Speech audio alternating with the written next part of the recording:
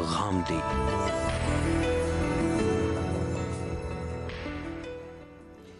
بسم اللہ الرحمن الرحیم۔ السلام علیکم۔ آپ سب کے لیے نیک تمناؤں اور دعاؤں کے ساتھ پروگرام غامدی لے کر سلیم صافی حاضر خدمت ہیں۔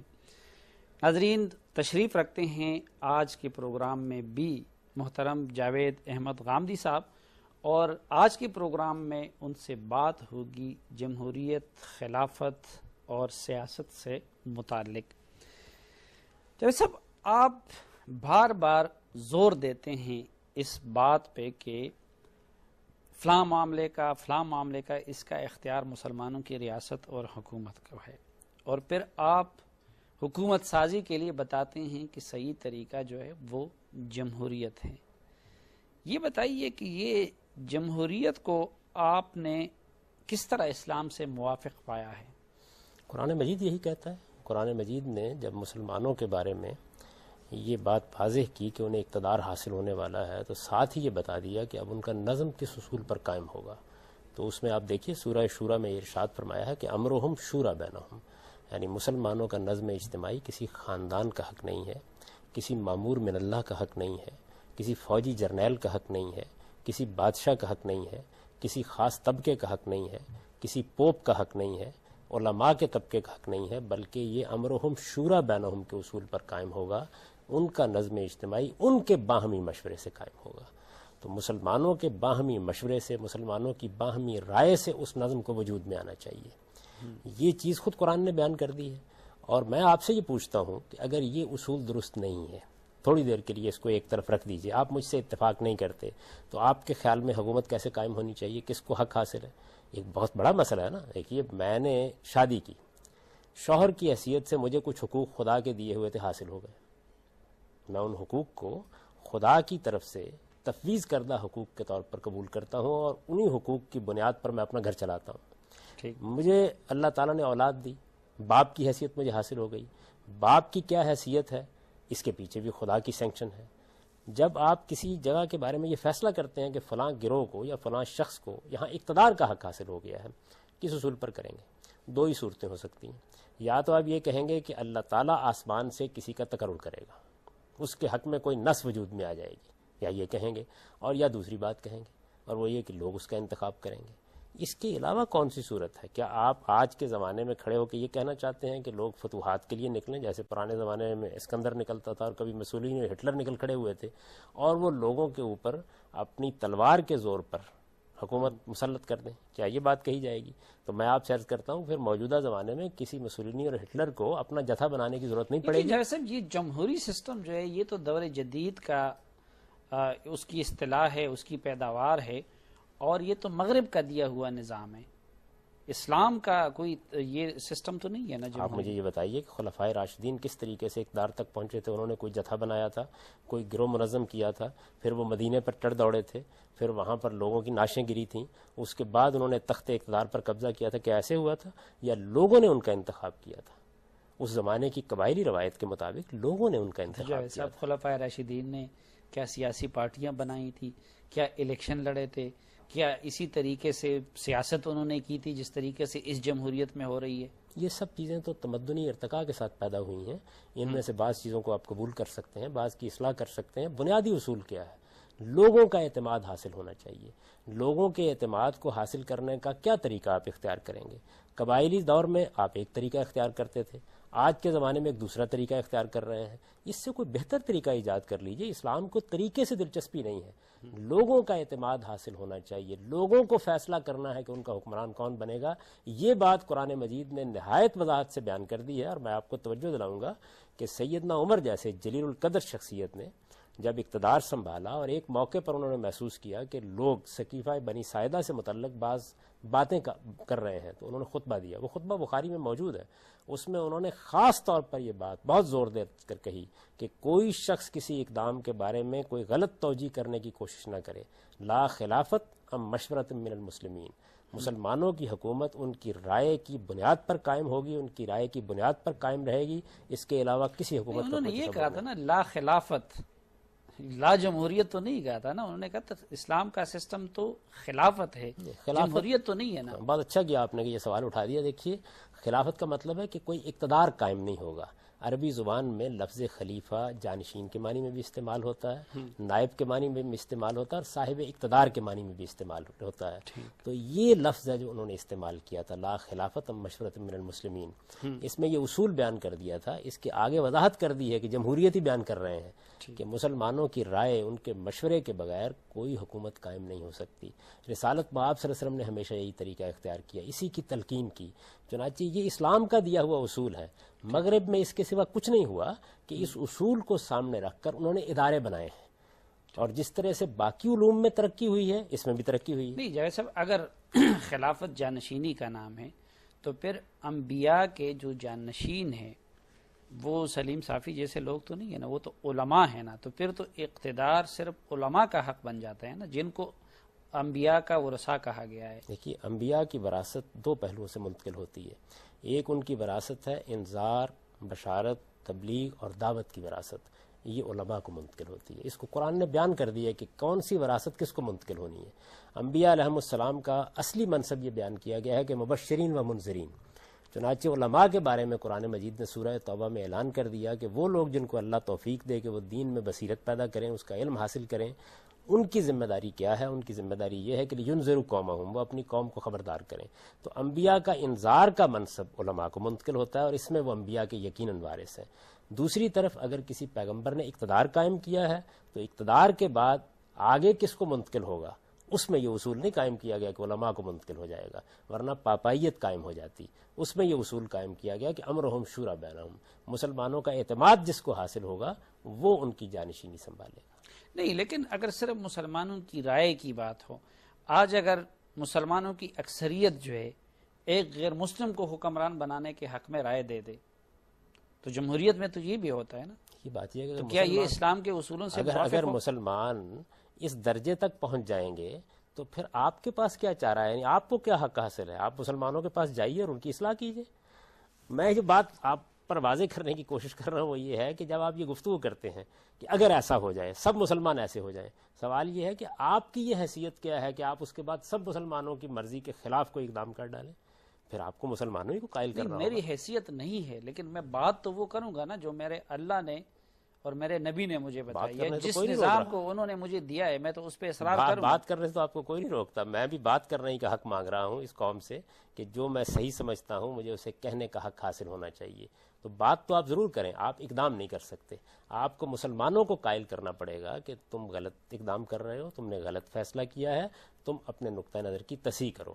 مسلمان آپ کی بات مانیں گے تو وہ کسی بہتر آدمی کو اپنا حکمران بنا لیں گے. نہیں جیسے میں صرف آپ کے بات کے حق سے اختلاف نہیں کر رہا ہوں, لیکن آپ بات بہت بڑی کر رہے ہیں کہ انگریزوں کے ایک بنائے ہوئے سسٹم کو اس کو جوڑ رہے ہیں میرے مذہب کے ساتھ, میرے قرآن کے ساتھ اور میرے دین کے ساتھ, اور یہ دعویٰ کر رہے ہیں کہ جمہوریت جو ہے وہ اسلامی اصولوں کے موافق ہے. اب ایک بنیادی سوال, صرف جز کا معاملہ نہیں ہے. جمہوریت میں عوام کو سپریم مانا گیا ہے, میرے دین کی روح سے سپریم جو ہے وہ صرف قرآن و سنت ہے. تو یہ روح میں اختلاف نہیں ہے ایک دوسرے کے ساتھ؟ کوئی اختلاف نہیں. دیکھیے عوام کون ہے؟ عوام اگر مسلمان ہے تو ہر مسلمان ہوتا ہے تو یہ مان کر ہوتا ہے کہ قرآن و سنت کی برتری اور حکومت مجھ پر قائم ہے. ہر مسلمان. تو ظاہر ہے کہ جب مسلمانوں کا نظم اجتماعی قائم ہوگا تو اس میں بھی یہ برتری آپ قائم ہو جائے گی. اس کو الگ سے قائم کرنے کی ضرورت نہیں ہوتی. مسلمان جیسے ہوں گے اسی کے لحاظ سے ان کا نظم اجتماعی وجود میں آئے گا.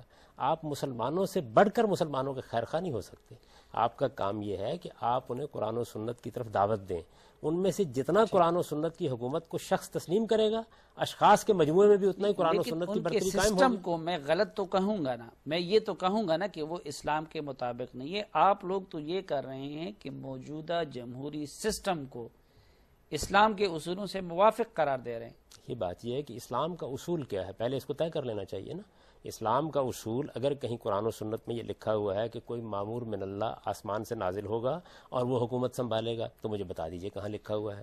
اگر اسلام کا اصول یہ ہے کہ علماء کے ہاتھ میں اقتدار دے دیا جائے گا تو آج راہ کرم قرآن و سنت میں لکھا ہوا بتا دیجئے.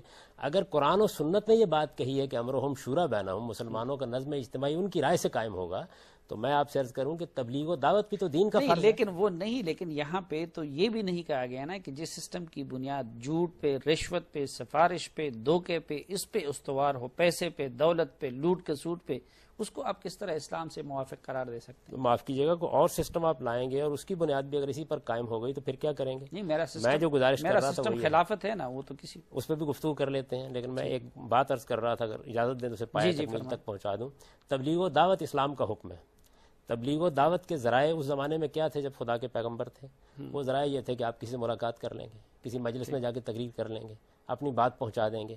موجودہ زمانے میں اسی مغربی تمدن نے آپ کو وہ ذرائع فراہم کر دیے کہ آج ہم یہاں بیٹھے ہوئے بات کر رہے ہیں. بے شمار علماء اسی ٹیلی ویژن کے ذریعے سے، انٹرنیٹ کے ذریعے سے، دوسرے ذرائع سے اپنی بات پہنچا رہے ہیں. اس میں آپ مغربی چیزوں کو کیوں اختیار کرتے ہیں؟ آپ اپنی مسجدوں میں مکبر الصوت اور لاؤڈ اسپیکر کیوں لے کے جاتے ہیں؟ ایک زمانہ تھا کہ لاؤڈ اسپیکر حرام تھا اس لیے کہ وہ کہیں دور سے آیا تھا. آج صورتحال یہ ہے کہ مولوی حضرات سے اس کو چھیننا مشکل ہو جاتا ہے. تو یہ ساری چیزیں آپ نے کیسے کی ہیں؟ ایسے ہی اس معاملے میں بھی ہوا ہے. امرہم شورو بینہم آپ کا اصول تھا. ہماری بدقسمتی یہ ہے کہ ہم 1000 سال تک اس کی بنیاد پر کوئی نظم قائم نہیں کر سکے. ہم نے اس کے بجائے ملوکیت قائم کر لی. اگر مغرب میں اس کی ترقی ہوئی، اس اصول کو سامنے رکھ کر ادارے بنائے گئے، تو جہاں جہاں ان اداروں میں کوئی خرابی ہے اسے آپ دور کر لیجئے. جی بہت شکریہ. ناظرین، جاوید صاحب شاید درست فرماتے ہیں کہ ہم بیچ کے عرصے میں خلافت قائم نہیں کر سکے اور ملوکیت پہ آ گئے، اسی لیے وہ جمہوریت کی وکالت کر رہے ہیں. لیکن ہم ان کے سامنے سوال رکھیں گے کہ جمہوریت پہ اصرار کی بجائے ہم اپنے اس ملوکیت سے پہلے کے دور یعنی خلافت کی طرف کیوں نہ جائیں اور اس پہ اصرار کیوں نہیں کریں گے؟ اس موضوع پہ بات ہوگی لیکن ایک وقفے کے بعد.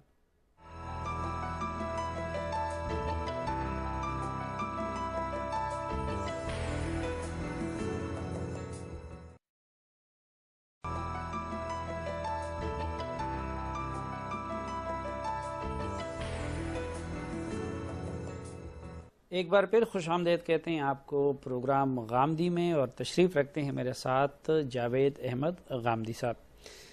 جاوید صاحب، یہ جو آپ جمہوریت کی بات کر رہے ہیں تو اس میں تو حکمران کا انتخاب ہوتا ہے، لیکن ہم نے دیکھا کہ خلفائے راشدین کے انتخاب کے وقت اسی طرح کا انتخاب تو نہیں ہوا تھا. تو پھر آپ کس طرح کہہ سکتے ہیں کہ یہ اسلام کے مطابق ہے؟ اس لفظ خلافت کو بھی ذرا دیکھ لیجئے. ہمارے ہاں عام طور پر لوگ یہ کہتے ہیں کہ ہم نظام خلافت قائم کرنا چاہتے ہیں. یہ لفظ کیسے وجود میں آیا؟ رسالت مآب صلی اللہ علیہ وسلم کے بعد سیدنا ابو بکر صدیق رضی اللہ عنہ کو حکمران منتخب کیا گیا. میں لفظ منتخب کیا گیا استعمال کر رہا ہوں اور میں یہ بتاؤں گا کیسے منتخب. جو تاریخ پڑھی اس میں نامزدگی کی، حضور نے ان کو نامزد کیا. میں عرض کروں گا جی ایسا نہیں ہوا، بالکل لوگوں نے ان کا انتخاب کیا ہے، لیکن اس کے بارے میں ہم بات کرتے ہیں. ان کا جب انتخاب ہوا اور ان کو حکمران بنا دیا گیا تو ان کو لوگوں نے خلیفۃ الرسول کہا، یعنی یہ رسول اللہ علیہ وسلم کے جانشین ہیں. یہ لفظ اس معنی میں استعمال ہوا تھا. سیدنا عمر خلیفہ ہوئے، ان کو حکمران بنایا گیا تو لوگوں نے ان کو خلیفۃ و خلیفۃ الرسول کہا. عربی زبان میں ایسے ہی کہتے ہیں، یعنی رسول اللہ صلی اللہ علیہ وسلم کے جانشین کا جانشین. ٹھیک. اب سیدنا عمر رضی اللہ عنہ نے ایک موقع پر اس پہ تبصرہ کیا کہ اگر یہی صورت رہی اور 8-10 حکمران ہو گئے تو پھر تو لوگ ان کو بلائیں گے تو کہیں گے خلیفت ہو خلیفت ہو خلیفت ہو، تو اس کے نتیجے میں تو بولنا مشکل ہو جائے گا. تو انہوں نے اس اصطلاح کو ترک کیا اور یہ کہا کہ اب امیر المومنین کہا جائے. اس وقت سیدنا عمر رضی اللہ عنہ جیسے جلیل القدر صحابی نے واضح کر دیا یہ کوئی اسلامی اصطلاح نہیں ہے، یہ ایک لفظ تھا عربی زبان کا جو استعمال کیا گیا. جب تک اس کا استعمال موضوع رہا لوگوں نے اس کو اختیار کیا، جب موضوع نہیں رہا تو اس کی جگہ امیر المومنین کا لفظ اختیار کر لیا. آج آپ صدر کا لفظ اختیار کر لیں، آپ وزیر اعظم کا لفظ اختیار کر لیں، اس سے کوئی فرق واقع نہیں ہوتا. ایک بات. دوسری بات یہ کہ بعد کے زمانوں میں لفظ خلیفہ کا جو ایک دوسرا مفہوم تھا، صاحب اقتدار، جس کے پاس سلطان ہے، جس کے پاس قوت ہے، وہ مستعمل ہوا اور پھر جو ملوک ہمارے ہاں پیدا ہوئے ان کو بھی خلیفہ لوگوں نے کہنا شروع کر دیا. تو اس وجہ سے پہلے تو واضح طور پر سمجھ لیجئے کہ یہ خلافت نہ کوئی شرعی اصطلاح ہے، نہ یہ کبھی شرعی اصطلاح رہی ہے. یہ عربی زبان کا ایک عام لفظ تھا جو استعمال ہوا، اپنے عام مفہوم میں استعمال ہوتا ہے. اس کی کوئی شرعی حیثیت نہیں. شرعی اصطلاح نہیں بھی ہے، لیکن یہاں پہ ایک اور نقطہ نکلتا ہے آپ کی گفتگو سے. آپ بھی یہ مانتے ہیں کہ خلیفہ حضرت ابو بکر صدیق رضی اللہ عنہ کو اس لیے کہا گیا کہ وہ حضور کے جانشین تھے. جانشین وہ ہوتا ہے کہ مثلا آپ کا جانشین وہ ہوگا جو آپ سے کسی مناسبت کی وجہ سے آ کے آپ کی جگہ بیٹھ جائے، نہ کہ لوگ اس کا انتخاب کرے. تو خود خلیفہ کے لفظ سے بھی یہ بات سامنے نہیں آتی کہ خلفائے راشدین کا یا حضرت ابوبکر صدیق کا یا حضرت عمر کا انتخاب نہیں ہوا تھا، بلکہ وہ جانشین تھے. تو اس کا مطلب یہ کہ اسلام کے سسٹم میں تو یہ انتخاب نہیں تھا نا. نہیں، دیکھیے بات ہے، جانشین تو ہر اس شخص کو کہا جائے گا جو ایک کے بعد آئے گا. اس کے لیے ضروری نہیں ہے کہ مناسبت ہو. اللہ تعالیٰ تو یہ لفظ استعمال کرتے ہیں جو قومیں ایک دوسرے کے بعد آتی ہیں ان کے لیے بھی. مثال کے طور پر عاد کے بارے میں کہتے ہیں یا سمود کے بارے میں کہ وہ قوم نوح کے جانشین ہوئے، یعنی ان کی جگہ پر آ گئے. تو سیدنا ابوبکر صدیق کو بھی اسی لحاظ سے کہا گیا کہ جو ذمہ داری مسلمانوں کے نظم اجتماعی میں رسالت مآب صلی اللہ علیہ وسلم کی ذات والا صفات انجام دے رہی تھی، وہ ذمہ داری اب وہ آپ کی جانشینی میں انجام دیں گے. یہ مطلب تھا اس کا. انتخاب ان کا کیسے ہوا، اس کی تھوڑی سی تفصیل ہے، مجھے آپ موقع دیجئے میں آپ کو عرض کروں. رسالت مآب صلی اللہ علیہ وسلم کے زمانے میں جو بڑے گروہ وہاں تھے، قبائلی نظام سے آپ بہت واقف ہیں، مجھ سے زیادہ واقف ہیں. اس کے اندر مثال کے طور پر وزیری قبائل ہے، محسود قبائل ہے. یہ قبائل جو ہے ان کا اپنا ایک اجتماعی نظم ہوتا ہے، ان کے اپنے اندر قیادت کے کچھ طریقے ہوتے ہیں، اور وہ پرانے زمانے میں موروثی کم اور بڑی حد تک انتخابی ہوتی تھی. یعنی لوگوں کی صفات اور اوصاف کی بنیاد پر قبیلے کے سربراہ کا انتخاب کر لیا جاتا تھا. عرب میں بھی یہی قبائلی نظام تھا. قبائلی نظام کو آپ چشم زدن میں تبدیل نہیں کر سکتے. چنانچہ دو بڑے قبیلے وہاں موجود تھے، ایک تو قریش کا قبیلہ تھا اور دوسرے اوس و خزرج کے قبائل نے انصار کی حیثیت اختیار کر لی تھی. تو انصار اور مہاجرین یہ دو گروہ تھے.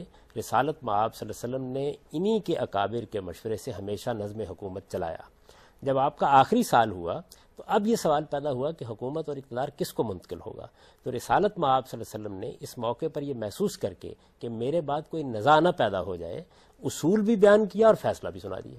اصول آپ نے بیان کیا یہ کہ مسلمانوں کا نظم اجتماعی چونکہ ان کی رائے سے قائم ہونا ہے، تو ان دونوں گروہوں میں سے قریش کو زیادہ لوگوں کی تائید حاصل ہے. چنانچہ بہت سی روایتوں کے اندر یہ واقعہ بیان ہوا ہے کہ آپ نے نہ صرف یہ کہ قریش کے لیڈروں کو بلایا، انصار کے لیڈروں کو بھی بلایا، اور ان دونوں کو بلا کے ان کے ساتھ یہ کہا، خاص طور پر انصار کو مخاطب کر کے کہ قدموا قریشا ولا تقدموها، یعنی تم قریش کو آگے کرو گے. کیوں؟ اس لیے کہ الناس تبع لقریش، لوگوں کی اکثریت قریش کی تابع ہے، قریش کی پیرو ہے، وہ قریش کی قیادت کو تسلیم کرتے ہیں. بلکہ مزید ارشاد فرمایا مسلمہم لمسلمہم و کافرہم لکافرہم، ان کے مسلمان بھی اسی طرح سے ان کے پیرو ہیں جس طرح ان کے منکرین پیرو ہیں. موجودہ جمہوریت ہوتی تو اس میں تو پھر نہ یہ فیصلہ وہ اناؤنس کرتے کہ حکمران قریش سے ہوگا، نہ پھر یہ خود فیصلہ کرتے کہ حضرت ابوبکر صدیق جو ہے آپ کے خلیفہ ہوں گے. بلکہ موجودہ دور میں تو یہ کہ پھر الیکشن ہوتا، جو بھی قریش سے جیتا یا اوس سے جیتا یا خزرج سے جیتا تو وہ سامنے آتا اور حکمران بنتا. الیکشن آج کے زمانے میں کرانا ممکن ہے، اس زمانے میں الیکشن کرانا ممکن نہیں تھا. آج کے زمانے میں بھی آپ کو سوچنا پڑتا ہے کہ کسی بہت بڑے ملک میں الیکشن کرایا جائے تو کس طریقے سے کرایا جائے. یہ ذرائع مواصلات کی ترقی نے ممکن بنایا ہے کہ عظیم سلطنتوں میں بھی الیکشن ہو جاتے ہیں. اس وقت فیصلہ کرنے کے لیے وہی طریقے موزوں تھے جو طریقے اس وقت کے تمدن میں موجود تھے. تو رسالت مآب صلی اللہ علیہ وسلم کی حیثیت کیونکہ ہر نزاع سے بالا تر تھی، آپ خدا کے پیغمبر تھے. لیکن بعد کے جو خلفائے راشدین تھے ان کا انتخاب تو ایک الگ طریقے سے ہوا. میں آپ سے گزارش کرتا ہوں کیسے ہوا، وہی بالکل ٹھیک جمہوری اصول پر ہوا. تو پہلے میں جو گزارش کر رہا تھا وہ یہ ہے کہ حضور نے نہ صرف یہ کہ فیصلہ سنایا ہے بلکہ فیصلے کی دلیل دی ہے، اور وہ دلیل یہ دی ہے کہ الناس تبع لقریش. میں یہ فیصلہ اس اصول پر کر رہا ہوں کہ اندھے دیکھ رہے ہیں کہ قریش ہی ہیں کہ جن کو عوام کا اعتماد حاصل ہے. تو یہ فیصلہ آپ نے ان کے بارے میں کیا. سیدنا ابوبکر صدیق کے بارے میں آپ نے کوئی فیصلہ نہیں سنایا، چند اشارات ضرور دیے. مثلا ان کو نماز میں امام کھڑا کر دیا، اس سے لوگوں کی رہنمائی ہوئی اور خدا کے پیغمبر نے یہ رہنمائی فرمائی. یہ میں نے یا آپ نے یا کسی ملا عمر نے یا کسی ٹیپو سلطان نے یا کسی مہدی سوڈانی نے نہیں فرمائی. خدا کا پیغمبر جو خدا کی طرف سے مامور تھا انہوں نے رہنمائی فرمائی، فیصلہ کیا، فیصلے کی دلیل دی. اس طرح اس اصول کو موقت کر دیا کہ فیصلے کی بنیاد آپ کا کوئی شخصی انتخاب نہیں ہے، فیصلے کی بنیاد لوگوں کا اعتماد ہے. اور لوگوں کو تلقین کی کہ لوگوں کے اعتماد کی بنیاد پہ فیصلہ ہوگا. اسی فیصلے کا حوالہ دیا گیا بنی ساعدہ کے اس چبوترے میں جہاں بحث ہو رہی تھی. سیدنا ابوبکر صدیق نے یہی روایت سنائی، سعد بن معاذ سے یہی بات پوچھی، سعد بن عبادہ سے یہی بات پوچھی. اس کی بنیاد پر انصار نے اتفاق کیا اور کوئی جتھا نہیں بنا، کسی نے تلوار نہیں اٹھائی، پرامن طریقے سے تمام لوگوں نے ان کی حکومت کو تسلیم کر لیا. سیدنا ابو بکر صدیق رضی اللہ عنہ کی اس حکومت پر تبصرہ کیا سیدنا عمر نے اسی خطبے میں, جس کا میں نے کسی پچھلے پروگرام میں حوالہ دیا تھا. اس میں انہوں نے فرمایا کہ سیدنا ابو بکر صدیق کی شخصیت ایسی شخصیت تھی تقطع العناق ہے کہ لوگوں کی گردنیں ان کے سامنے جھک جاتی تھیں. بسا اوقات جمہوری نظام میں بھی ایسی شخصیات ہوتی ہیں کہ ہر آدمی کو نظر آ رہا ہوتا ہے کہ اس کے علاوہ کسی اور کے انتخاب کا کوئی سوال ہی نہیں ہے. آپ دیکھیے مثال کے طور پر پیپلز پارٹی ہے, ذوالفقار علی بھٹو صاحب زندہ ہیں, ان کے انتخاب کا موقع ہے, تو آپ اعتماد سے کہہ سکتے ہیں کہ پیپلز پارٹی انہی کے بارے میں فیصلہ کرے گی. بالکل اسی طریقے سے جماعت اسلامی میں مولانا سید ابو اللہ صاحب مودودی کی شخصیت تھی, اعتماد سے کہہ سکتے تھے کہ انہی کے بارے میں فیصلہ ہوگا. تو سیدنا ابو بکر صدیق کے بارے میں یہ اعتماد تھا. اگلے دن کسی نے خروج نہیں کیا تھا, لوگوں نے قبول کیا اس فیصلے کو اور اس کی بنیاد پر یہ فیصلہ نافذ ہوا. ٹھیک, اور اس فیصلے کے بعد ایک اور عمل ہوا جس کو بیعت کہتے ہیں. جاوید احمد غامدی صاحب فرماتے ہیں کہ خلفائے راشدین کا انتخاب بھی خالص جمہوری اصولوں کے مطابق ہوا اور اکثریت کی رائے کو ملحوظ خاطر رکھا گیا, لیکن وہاں جو دوسرا عنصر تھا خلافت میں, یعنی سمع و طاعت اور بیعت کا, وہ موجودہ جمہوری نظام میں کہاں پہ سمو جاتا ہے؟ یہ جاوید صاحب سے پوچھیں گے, لیکن ایک وقفے کے بعد.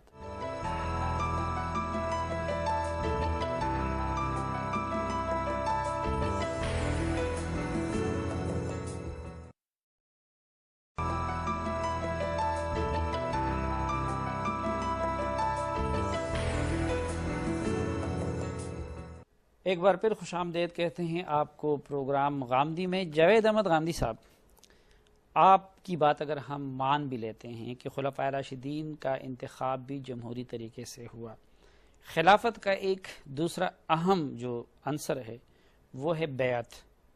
موجودہ جمہوری سسٹم میں تو ہمیں وہ چیز کہیں نظر نہیں آتی, اور ہماری دین کے روح سے سمع و اطاعت اور بیعت کو لازم قرار دیا گیا ہے.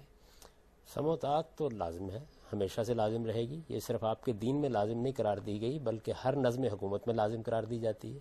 جس وقت کوئی حکومت قائم ہوتی ہے تو اس کے بارے میں اصول یہی ہے کہ اس کے قانون کی پابندی کی جائے گی. سمع و اطاعت کا مطلب یہ ہے کہ لوگ بات سنیں گے اور لوگ بات مانیں گے.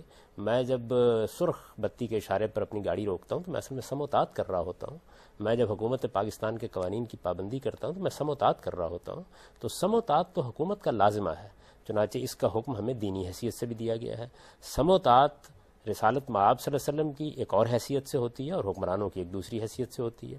وہاں ہم سمع و اطاعت بھی کرتے ہیں اور اس کے ساتھ اگر کوئی غلطی ہوتی ہے تو اس پر تنقید بھی کرتے ہیں. رہ گئی بیعت, تو یہ اس زمانے کا رواج تھا, اس کا کوئی دینی پہلو نہیں ہے. یقیناً یہ اس زمانے میں عام طور پر یہی ہوتا تھا کہ عہد معاہدہ کرتے وقت لوگ ایک دوسرے کے ہاتھ پر ہاتھ رکھ دیتے تھے, اسی کو بیعت کہا جاتے تھے. یہ آپ موجودہ زمانے میں بھی کرتے ہیں, اس کی صورتیں بدل گئی ہیں. جس وقت آپ کی پارلیمنٹ کا انتخاب ہوتا ہے تو حلف اٹھایا جاتا ہے باقاعدہ, یہ وہی حلف ہے. اسی طریقے سے اور بہت سے موقعوں پر بھی یہ کرتے ہیں. اس کا تعلق انتخاب سے نہیں ہے. جب کوئی حکمران منتخب ہو جائے گا تو پرانے زمانے میں یہ طریقہ ہوتا تھا کہ پھر اس سوسائٹی کے ارباب حل وقت کھڑے ہو کے یہ کہتے تھے. اس میں تو امیر یا امیر المومنین اس کے ہاتھ پہ بیعت کی جاتی تھی اور اس کی تابعداری کا حلف اٹھایا جاتا. یہ جو آئین وغیرہ اس وقت آپ حلف اٹھاتے ہیں, اس میں تو آپ آئین کی پاسداری کا حلف اٹھاتے ہیں یا اپنے فرائض کے حوالے سے کوئی وعدے وعید کرتے ہیں, تو یہ کہاں سے اس کی ساتھ اس میں بھی کسی کی شخصی وفاداری کا کوئی سوال نہیں ہوتا تھا, بلکہ یہ کہا جاتا تھا کہ ہمیں جو حکم قرآن و سنت کے مطابق دیا جائے گا ہم اس کی پیروی کریں گے.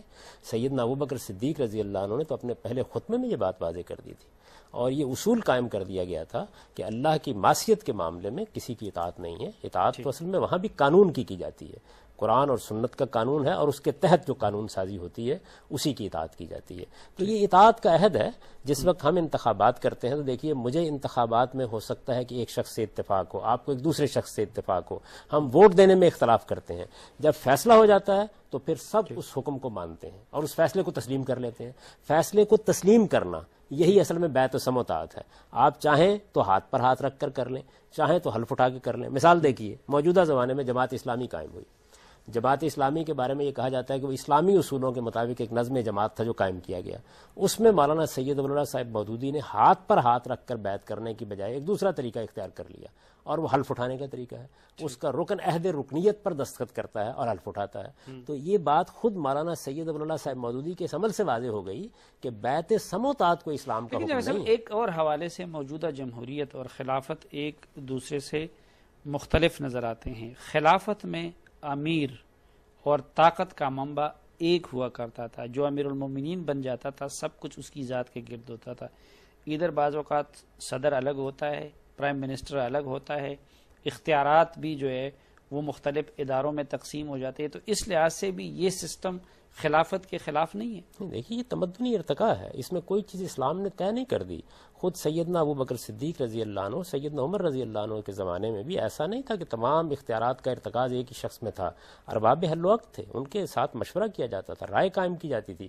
اس کا بڑا مشہور واقعہ جو ہے وہ خود سیدنا عمر رضی اللہ عنہ کے زمانے میں پیش آیا، جب سواد عراق کی زمینیں فتح ہوئیں اور بہت بڑے بڑے رقبے مسلمانوں کے قبضے میں آ گئے، تو ان کے بارے میں اختلاف ہو گیا لوگوں کے مابین، ارباب حل وقت کے مابین، کہ ان کا نظم و نسق کیسے چلایا جائے، کیا یہ سرکاری ملکیت میں رہیں یا نجی ملکیت میں دے دی جائے. اس پر 6 دن تک بحث ہوتی رہی، یہاں تک کہ پھر متناسب نمائندگی کے اصول پر تمام قبائل کے نمائندے بلائے گئے. چنانچہ قاضی ابو یوسف اس کے بارے میں لکھتے ہیں کہ خمسۃ من الاوس و خمسۃ من الخزرج، 5 اوس میں سے 5 خزرج میں سے، اسی طرح مہاجرین و انصار میں سے لوگ جمع ہوئے اور پھر انہوں نے بحث مباحثہ کر کے ایک فیصلہ کیا. تو اس طریقے سے وہاں بھی ارباب حل وقت ذمہ داریاں انجام دیتے تھے. لوگ اختلاف کرتے تھے، خود سیدنا ابو بکر کے ساتھ سیدنا عمر نے بہت موقعوں پر اختلاف کیا. اور میں اس کی بھی وضاحت کر دوں کہ سیدنا ابو بکر صدیق کے بارے میں عام طور پر یہ سمجھا جاتا ہے کہ انہوں نے سیدنا عمر کو نامزد کر دیا تھا.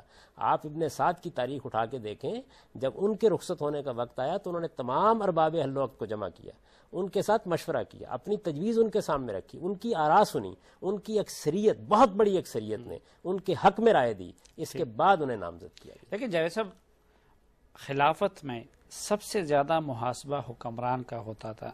وہ عدالت میں جواب دہ ہوتا تھا، اس کو عدالت میں طلب کیا جاتا تھا، ایک عام آدمی کی طرح ٹریٹ کیا جاتا تھا. ایک عام آدمی اٹھ کے امیر المومنین سے سوال کرتا تھا، اس کا محاسبہ کرتا تھا کہ آپ نے 2 چادر کیوں لیے ہوئے ہیں، یہ سب کچھ.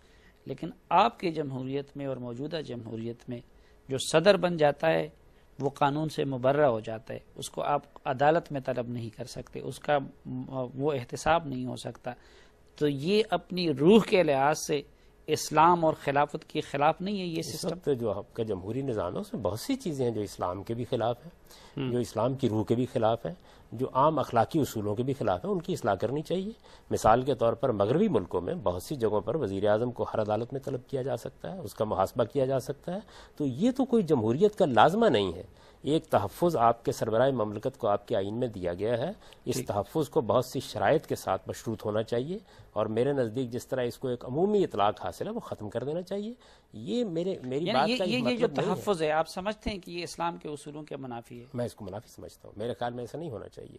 دیکھیے بات یہ ہے کہ اگر کسی نے جرم کا ارتکاب کیا ہے تو بہرحال وہ عدالت میں بلایا جائے گا. خلفائے راشدین کی روایت بھی یہی تھی اور اچھی جمہوریتوں کی روایت بھی یہی. پھر تو یہ سسٹم اسلام کے خلاف ہوا نا. تو پھر آپ کیوں کہتے ہیں کہ جمہوریت جو ہے وہ اسلام کے مطابق؟ نہیں، دیکھیے بات یہ جمہوریت نہیں ہے، یہ آپ کے آئین میں ایک طے شدہ اصول ہے. جمہوریت تو یہ ہے کہ لوگوں کے اعتماد سے حکومت بنے گی. میں جس چیز کے بارے میں توجہ دلا رہا ہوں وہ یہ ہے کہ مجھے، آپ کو، کسی گروہ کو، کسی جتھے کو، کسی علماء کے طبقے کو، کسی معمور من اللہ ہستی کو اپنا دعویٰ لے کر اٹھ کے اور لوگوں پر حکومت کرنے کا حق نہیں ہے. حکومت کا فیصلہ عوام کریں گے. یہ اصول ہے جو اسلام نے قائم کیا ہے. اس اصول کی بنیاد پر ادارے بنانے ہیں. یہ انسانی تدبیر ہے، اس میں غلطیاں ہو سکتی ہیں، ان غلطیوں کی ہمیں اصلاح کرنی ہے. ہو سکتا ہے کہ آپ مجھ سے پوچھیں تو میں یہ کہوں کہ پاکستان کے لیے صدارتی نظام بہتر ہے. ممکن ہے کہ آپ مجھ سے پوچھیں تو میں یہ کہوں کہ پاکستان کے آئین میں فلاں اور فلاں تبدیلی. ابھی آپ نے 18ویں ترمیم کی ہے. اس کا مطلب یہ ہے کہ آئین میں جو کچھ آپ نے لکھا ہے یہ کوئی صحیفہ آسمانی نہیں ہے.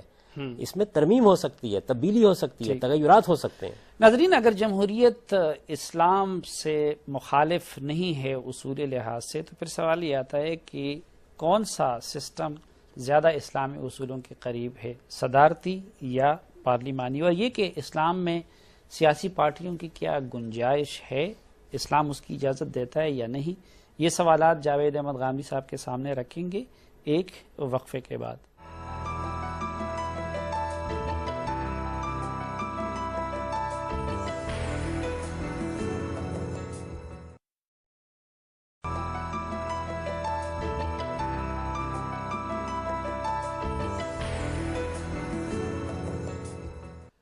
ویلکم بیک ناظرین، تشریف رکھتے ہیں میرے ساتھ جاوید احمد غامدی صاحب، اور ان کے ساتھ گفتگو ہو رہی ہے اسلام اور جمہوریت سے متعلق. صاحب، ایک اس لحاظ سے آپ بتا دیجئے آپ کا نقطہ نظر کیا ہے کہ خلافت میں جس طرح ایک فرد حکمران امیر المومنین ہوتا ہے، موجودہ یہاں پہ پارلیمنٹ کو سپریم کر دیا گیا ہے، آپ کیا سمجھتے ہیں کہ پارلیمانی نظام اسلامی اصولوں کے مطابق ہے زیادہ یا کہ صدارتی نظام زیادہ قریب ہے؟ پہلے تو میں اس بات کے بارے میں وضاحت کر دوں کہ اسلام میں بھی پارلیمنٹ کے پاس اختیار ہے۔ رسالت مآب صلی اللہ علیہ وسلم نے جو اصول قائم کیا وہ یہ تھا کہ ارباب حل وقت، یہ اصطلاح آپ نے سنی ہوگی، ارباب حل وقت معاملات چلائیں گے، ان کے اندر سے کسی ایک شخص کو امیر المومنین یا خلیفہ یا سربراہ مملکت منتخب کر لیا جاتا تھا۔ یہ اصول وہاں بھی تھا، ایسا نہیں تھا کہ فرد واحدی کے پاس، کیونکہ ارباب حل وقت کی اصطلاح آپ کے ہاں استعمال ہوئی ہے۔ یعنی آپ یہ کہتے ہیں کہ اس وقت کے ارباب حل وقت جو تھے اس وقت کی پارلیمنٹ تھی، یقیناً وہی لوگ تھے۔ ان لوگوں کو رسالت مآب صلی اللہ علیہ وسلم نے بھی ہمیشہ شریک مشورہ رکھا، ان کی رائے کی بنیاد پر فیصلے کیے۔ اچھا، پھر وہی بات آ جاتی ہے کہ وہ ارباب حل و عقد جو ہے وہ منتخب تو نہیں تھے نا، وہ نامینیٹڈ تھے نا، وہ لوگوں کے اعتماد کی بنیاد پر تھے۔ دیکھیے، منتخب کا لفظ جب آپ استعمال کرتے ہیں تو آپ کے ذہن میں یہ ہوتا ہے کہ الیکشن ہوگا باقاعدہ۔ قبائلی نظام میں اس کی ضرورت نہیں ہوتی۔ قبیلوں کا اعتماد جن بزرگوں کو حاصل ہوتا ہے، جن اکابر اور شیوخ کو حاصل ہوتا ہے، وہی نمائندگی کر لیتے ہیں۔ آپ تو خود قبائلی علاقے سے تعلق رکھتے ہیں، آپ کے علم میں ہے کہ وہاں قبیلوں کے سردار اور شیوخ کس طریقے سے منتخب ہوتے ہیں۔ ان کے انتخاب کو فطری انتخاب کہنا چاہیے۔ لوگوں کا اعتماد ان کو حاصل ہوتا ہے، اگر کسی کا اعتماد کسی موقع پر مجروح ہو جاتا ہے تو یہ بالکل واضح ہو جاتا ہے اور قبیلے اسے تبدیل کر دیتے ہیں۔ تو قبائلی نظام میں جو طریقہ تھا اسی طریقے کو یعنی رسول اللہ صلی اللہ علیہ وسلم نے اس وقت ان لوگوں کی ان کی حیثیت اور اہمیت کے مطابق ارباب حل وقت کی شورا کے لیے یقیناً ایسا ہی کیا گیا، ایسا ہی ہمیں بھی کرنا تھا۔ اگر آج کے زمانہ نہ ہوتا، یہ دور جدید ہے جس میں الیکشن کرانا ممکن ہو گیا، لوگوں کی رائے لینا ممکن ہو گیا، اس کا نظم قائم کرنا۔ آپ خود سوچئے کہ جب صورتحال یہ تھی کہ ایک جگہ سے دوسری جگہ تک پہنچنے کے لیے مہینوں لگ جاتے تھے، اس وقت اس پوری مملکت میں، اور مملکت جانتے ہیں کتنی بڑی مملکت تھی، یعنی موجودہ زمانے کے 20-21 ممالک اس مملکت کے صوبے بن چکے تھے، لیکن اس میں انتخاب نہیں کرانا ممکن تھا۔ کہاں وہ ارباب حل وقت اور کہاں آپ کی موجودہ پارلیمنٹ ان لوگوں کے لیے بھی تو اخلاقی لحاظ سے، علمی لحاظ سے کوئی معیار تھا جو فیصلے کرتے تھے۔ موجودہ پارلیمنٹ میں تو ہر ایرے غیرے جس کو بھی ووٹ مل گیا، جس نے بھی ووٹ خرید لیا، وہ آپ کا ارباب حل وقت بن جاتا ہے۔ دیکھیے، بات یہ ہے کہ اس وقت کے لوگوں نے اپنے اندر سے جن لوگوں کو منتخب کیا وہ اخلاقی لحاظ سے بہترین خلائق تھے۔ آج کے زمانے کے لوگ اپنے لحاظ سے منتخب کر رہے ہیں، لوگوں کو بدلیے۔ جب لوگ تبدیل ہوں گے تو پھر بہتر لوگ بھی آ جائیں گے۔ ایسا کبھی نہیں ہوتا کہ آسمان سے حکمران تو بہت سالے آ جائیں اور عوام کا وہ حال ہو جو ہم دیکھ رہے ہیں۔ عوام کی جو حالت ہوگی اس کے لحاظ سے وہ اپنے حکمران منتخب کریں گے۔ لیکن اس میں ایک اور بڑا نقطہ جو اسلامی اصولوں کے خلاف نظر آتا ہے، ہم نے پڑھا ہے دینی شخصیات کی کتابوں میں، مولانا مودودی وغیرہ کی، کہ اسلام کی روح سے آپ کی پہلی ڈسکوالیفیکیشن یہ ہے کہ آپ خود اپنے آپ کو ایک منصب کے لیے امیدوار بنا دے اور آپ یہ کہیں کہ میں اس کے لیے اہل ہوں۔ کوئی خلیفہ راشد خود اس کا امیدوار نہیں بناتا۔ آپ کے موجودہ جمہوری سسٹم میں اس کے بغیر آپ آگے آ ہی نہیں سکتے کہ آپ خود اپنے آپ کو امیدوار بنا کے، بلکہ اپنے بارے میں آپ کو دعوے کرنے پڑتے ہیں کہ میں یہ ہوں، میں وہ کر سکتا ہوں، اور اپنے مخالف جو ہے اس پہ آپ الزامات لگاتے ہیں۔ اس لحاظ سے بھی تو یہ سراسر اسلام کا خلاف سسٹم نہیں ہے۔ اسلام میں جو اصول بیان کیا گیا اور جس کی تلقین حضور نے کی، وہ ایک اخلاقی اصول ہے کہ آدمی کو اقتدار کا حریص نہیں ہونا چاہیے۔ مولانا مودودی صاحب نے اس بات کو بڑھا کر وہاں پہنچا دیا کہ کوئی آدمی اپنے آپ کو کسی منصب کے لیے پیش نہیں کر سکتا، پھر تو بیوروکریسی وجود میں نہیں آ سکتی، امتحانات نہیں ہو سکتے، لوگ مختلف مناصب کے لیے کمپٹیشن میں نہیں آ سکتے، پھر تو ہر چیز درم برم ہو جائے گی۔ آدمی کو حریص نہیں ہونا چاہیے۔ اقتدار کا حریص ہونا یہ اخلاقی لحاظ سے ایک قابل مذمت چیز ہے۔ اسلام آپ کے باطن کو اپیل کرتا ہے اور یہ کہتا ہے کہ آپ حریص اقتدار نہ ہوں۔ آپ اپنے موجودہ نظام میں بھی مزید اصلاحات کر سکتے ہیں، اس میں بہتر طریقے اختیار کر سکتے ہیں۔ ابھی دیکھیے کہ ایران میں علماء کی حکومت قائم ہوئی تو انہوں نے بہت سی اصلاحات کی۔ ان اصلاحات سے آپ اختلاف بھی کر سکتے ہیں، اتفاق بھی کر سکتے ہیں، لیکن انہوں نے کوشش کی کہ اس میں کچھ بہتر طریقے اختیار کیے جائے۔ آپ بھی کر سکتے ہیں۔ نہیں، اپنے آپ کو مسلمانوں کی قیادت کے لیے امیدوار بنانا یہ غلط کام نہیں ہے۔ اس کی بات نہیں۔ اگر آدمی یہ سمجھتا ہے کہ اس کے پاس یہ صلاحیت ہے کہ وہ کوئی خدمت کر سکتا ہے تو ضرور پیش کرے اپنے آپ کو۔ خود سیدنا یوسف علیہ السلام نے اپنے آپ کو آگے بڑھ کر پیش کیا، انہوں نے کہا کہ انی حفیظ امین، میں آپ کے خزانوں کی حفاظت بھی کر سکتا ہوں، میں ایک امانت دار شخص بھی ہوں، اور میں معاملات کو بہتر طریقے سے چلا لوں گا. تو اس وجہ سے یہ کوئی حرج کی بات نہیں. جو بات حدیث میں کہی گئی ہے وہ حریص ہونے کی مذمت ہے، اور یہ کہا گیا ہے کہ اقتدار کے حریص نہ بنو. اگر حریص بنو گے تو اسی کے حوالے کر دیے جاؤ گے. تو اخلاقی چیزیں آدمی کو تلقین کرنے کے لیے ہوتی ہیں. جب آپ کوئی سسٹم بناتے ہیں، نظم بناتے ہیں، تو بہرحال میں درخواست دوں گا اور میں جا کر امتحان میں پیش ہوں گا، اور پھر میں بیوروکریسی میں اپنے آپ کو منتخب کروں گا. پہلا اقتدار تو بیوروکریسی کے پاس آتا ہے نا، یعنی آپ کے کمشنر، آپ کے ڈپٹی کمشنر، آپ کے مختلف عہدوں کے سربراہ اسی میں سے نکلتے ہیں. تو وہاں آپ کیا کریں گے؟ اچھا جیسے اسلام میں کیا سیاسی جماعتوں کی گنجائش ہے؟ اسلام تو پوری امت کو اتحاد کی درس دیتا ہے، وحدت کی درس دیتا ہے، اور یہاں پہ مختلف بنیادوں پہ آپ نے لوگوں کو تقسیم کیا ہوتا ہے. تو یہ سیاسی پارٹیوں کا تصور جو ہے یہ اسلام کے خلاف دلچسپ بات ہے کہ خود خدا تقسیم کر کے کہہ رہا ہے یہ انصار ہیں، یہ مہاجرین ہیں. یعنی مسلمانوں کی جمعیت کے اندر بھی خصائص کی بنیاد کے اوپر گروہ بن جاتے ہیں. اور اللہ تعالیٰ نے قرآن مجید کی سورہ حجرات میں بیان کیا ہے کہ یہ گروہوں کا وجود میں آنا خود فطرت کا تقاضا ہے. جعلناکم شعوبا وقبائل لتعارفوا. قبائل کیسے بنے، شعوب کیسے بنے، یعنی گروہوں میں لوگوں کا بٹ جانا. یہ کس بنیاد پہ ہوتا ہے؟ اس کے کچھ فطری تقاضے ہیں. ذاتی مناسبت، نسلی طور پر بعض مناسبتیں پیدا ہو جاتی ہیں، زبان کی مناسبتیں پیدا ہو جاتی ہیں، بعض شخصیات سے ایک تعلق پیدا ہو جاتا ہے. اس ساری امت میں اس بات پر اتفاق ہے کہ ہمارے جتنے ائمہ ہیں، مثلا امام ابو حنیفہ ہیں، امام شافعی ہیں، امام مالک ہیں، اللہ ان پر اپنی رحمتیں نازل کرے، ہم سب کے محبوب ہیں. لیکن کچھ لوگوں نے امام ابو حنیفہ کو اپنی رہنمائی کے لیے منتخب کر لیا، کچھ نے امام شافعی کو منتخب کر لیا. یہ انسانی فطرت ہے، اس وجہ سے اس کی بنیاد پر سیاسی جماعتیں جیسا وجود اس میں وقت آپ نے خود فرمایا کہ حضرت عمر فاروق اختلاف کرتے تھے مختلف ایشوز سے، اور اس سے متعلق خلیفہ راشد ابو بکر صدیق کے سامنے یا دیگر مواقع پہ. اس وقت ہم نے دیکھا کہ پارٹیوں کے اندر ایک الگ ڈکٹیٹرشپ، یا خصوصاً جو نئی ترمیم ہوئی 18th امینڈمنٹ، اس کے روح سے تو پارٹی صدر کو اس طرح اختیار دے دیا گیا کہ اس کے سامنے کوئی منہ نہیں کھول سکے گا. یہ اسلام کے خلاف نہیں ہے؟ ہمارے ملک میں تو بے شمار معاملات ایسے ہوتے رہتے ہیں کہ جو مزے کا خیز ہیں. مثال کے طور پر یہی دیکھ لیجیے نا کہ پارٹیوں میں کبھی جمہوری طریقے سے انتخابات نہیں ہوتے. جمہوری طریقے سے انتخابات ہونے چاہیے نا پارٹیوں کے اندر. لوگوں کو موقع ملنا چاہیے کہ وہ اپنے سربراہ کا انتخاب کریں. میں پچھلے دنوں میں ملیشیا میں تھا، وہاں پر ایک چینیوں کی پارٹی ہے، اس میں الیکشنز ہوئے اور معلوم ہوتا تھا جیسے ملک میں الیکشن ہو رہے ہیں. یعنی مہم چل رہی ہے، لوگ اپنا نقطہ نظر پیش کر رہے ہیں، ڈیلیگیٹس جمع ہیں، اور پھر کچھ معلوم نہیں کہ نتیجہ کیا نکلے گا. اور جو شخص عرصے سے سربراہ تھا اس کی بجائے ایک دوسرے آدمی کو سربراہ منتخب کر لیا گیا. ہمارے ہاں آپ تصور کر سکتے ہیں اس کا. ان چیزوں کا اسلام سے کوئی تعلق نہیں. جیسے ایک خلیفہ جو ہوتا تھا امیر المومنین، وہ پوری دنیا کے لیے ہوتا تھا. خلافت سرحدوں کو نہیں مانتا تھا، اس کو وسعت دیتا ہے پوری دنیا میں. لیکن اس وقت ہم دیکھتے ہیں کہ موجودہ سسٹم کے نتیجے میں ہر جگہ الگ الگ ملک بنے ہوئے ہیں، ان کی اپنی سرحد ہے، اس کی اپنی سرحد. اس لحاظ سے بھی یہ موجودہ سسٹم، یہ موجودہ سرحدوں کا سسٹم، یہ اسلام کے اصولوں کے خلاف نہیں ہے. صرف 94 سال کے بعد اندلس کی حکومت وجود میں آ گئی تھی، اور وہاں جو حکمران تھے ان کو بھی خلیفہ کہا جاتا تھا، اور عباسیوں کے خلفاء کو بھی خلیفہ کہا جاتا تھا. اور یہ وہ دور ہے، یعنی 94 سال کے بعد، جس میں آپ کے جلیل القدر فقہا پیدا ہوئے. یعنی وہ لوگ جو اس پوری امت کی رہنمائی کرتے ہیں. مجھے کسی ایک کے بارے میں بتا دیجئے کہ اس نے یہ کہا ہو کہ اندلس کی سلطنت میں کوئی حرام کام ہو گیا. اگر 2 حکومتیں اس کے بعد قائم ہوئیں، اور آپ آج بھی فخر کرتے ہیں کہ قرطبہ میں ہم نے ایک عظیم تمدن کو وجود بخشا تھا.